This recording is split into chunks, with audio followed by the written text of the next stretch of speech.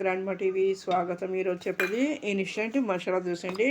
ఇది అప్పటికప్పుడు చేసుకునే దోశ, పిల్లేవి లేనప్పుడు చేసుకునే వెరైటీ అండి. దీనికి ఒక కప్పుతో నేను బియ్య పిండి తీసుకున్నాను. అదే కప్పు అరకప్పు బొంబాయి దోశ, 3 స్పూన్లు శనగపిండి అండి, 1 కప్పు పెరుగు, అదే కప్పు తోటి కప్పున్నర నీళ్ళు కూడా యాడ్ చేసుకుని మనం గ్రైండ్ చేసుకుని మిక్సీ పెట్టుకుని దాన్ని ఒక గిన్నెలో తీసుకుని దానికి టేస్ట్ సరిపడా ఉప్పు వేసుకుని పక్కన పెట్టి ఉంచుకోవాలి.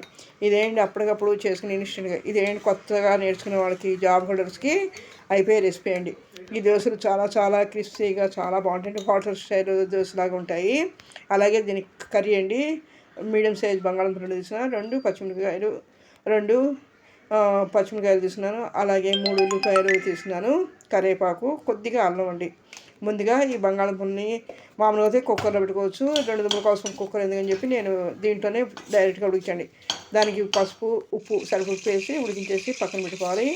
ఇది చల్లారేలోపు మనం బాండి పెట్టుకుని దాంట్లోనే ఒక 2 స్పూన్లు ఆయిల్ వేసుకుని మినపప్పు, శనగపప్పు, ఆవాలు, అలాగే ఎండుమిర్చి, జీలకర్ర, పచ్చిమిరకాయలు, అల్లం తురుము అన్నీ వేసి బాగా వేగనివ్వాలి. ఈ వేగిన తర్వాత మనం రెడీగా ఉంచుకున్న ఉల్లిపాయ ముక్కలు కూడా వేసి పచ్చివాసన పోయే వరకు వేగనిచ్చి, అప్పుడు తర్వాత మనం రెడీగా ఉంచుకున్న బంగాళదుంపని మొత్తం స్మాష్ చేయకుండా కొద్దిగా ముక్కలుగా ఉండేటైతే బాగుంటుంది. నేను అలా చేశానండి.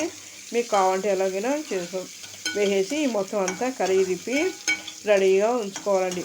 ఇది తొందరగా అయిపోయే కూర అండి. ఇది అన్నంలోకి బాగుంటుంది, ఇలా దీనికి దోశలో కూడా బాగుంటుందండి, విడిగా అన్నంలోకి.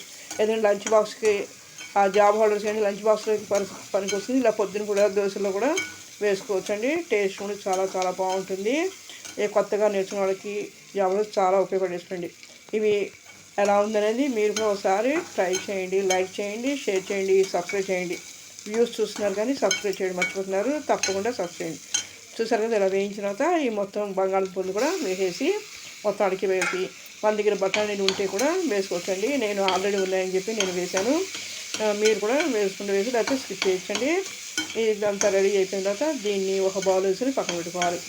పక్కన పెట్టుకుని తర్వాత పెనం కాలేసి, అది కాలిన తర్వాత దాని మీద ఈ దోశ బ్యాటర్ని, రెడీగా ఉన్న దోశ బ్యాటర్ని వేసుకోండి. ఈ కూర చూసారా చక్కగా రెడీ అయిపోయి చక్కగా మన బౌల్ తీసుకుని రెడీగా పెట్టుకోండి. తర్వాత మనం పెనం కాలేసుకుని అది బాగా కాలిన తర్వాత 1 స్పూన్ ఆయిల్ వేసి మొత్తం అంతా పెనానికి ఇచ్చేసి, అప్పుడు పైన ఈ దోశ బ్యాటర్ని వేసుకోండి.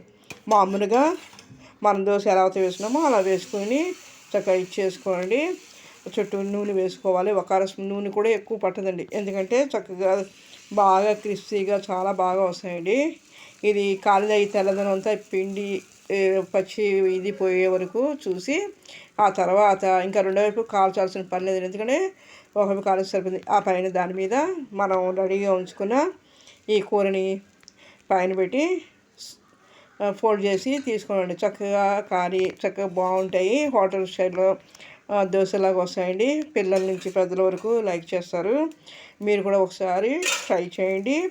ఎలా ఉందనేది కామెంట్ చేయండి. మీరు చేసే కామెంట్ మరిన్ని మంచి వీడియోస్ పెట్టడానికి వీలవుతుంది. చూసారు కదా, ఇలా దోశ చక్కగా బాగుంటుంది, చక్కగా వస్తుందండి. చాలా చాలా బాగుంటుంది. అలాగే మీరు యూస్ చూసినప్పుడు సబ్స్క్రైబ్ చేయడం మర్చిపోకండి. అలాగే మీ ఫ్యామిలీ ఫ్రెండ్స్కి, మీ రిలేటివ్స్కి కూడా షేర్ చేసి వాళ్ళని కూడా కామెంట్ చేయండి. వ్యూస్ చూస్తున్నారు కానీ సబ్స్క్రైబ్ చేయడం మర్చిపోండి, తప్పకుండా సబ్స్క్రైబ్ చేయండి. చూసారు కదా, ఇలా కర్రీ చేసుకుని ఇలా దీనిలో దోశ. ఎప్పుడు ఒకే వెరైటీ అంటే పిల్లలు ఇష్టపడరు కాబట్టి ఇలా వెరైటీగా ఉంటుంది.